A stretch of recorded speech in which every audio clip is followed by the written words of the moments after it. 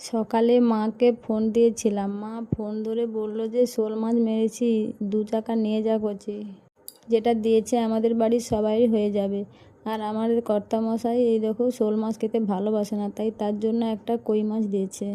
শোল মাছের টক খেতে কিন্তু আম দিয়ে দারুণ লাগে।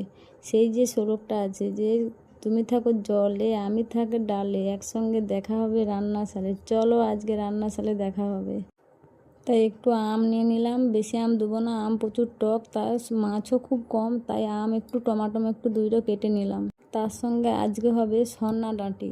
সন্না ডাঁটির তরকারি আর মাছের টক দুটো মিলেই আজকে রান্না করব। আগে সবজিগুলোকে পরপর করে কেটে নিলাম, কেটে নিয়েই তারপরে চলে গেলাম রান্নাশালে।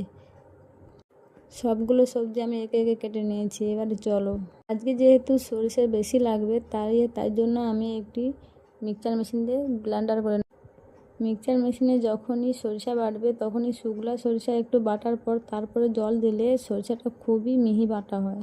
মাছগুলো সব ভেজে নিয়ে ওই তেলে কাঁচা লঙ্কা আর কাঁচা টমাটো আর আম দিয়ে দিলাম, দিয়ে ওই সরিষা বাটাটা দিয়ে দিলাম। ফুটে এলে তারপরে আমি মাছটা দিয়ে ঢেলে নেব।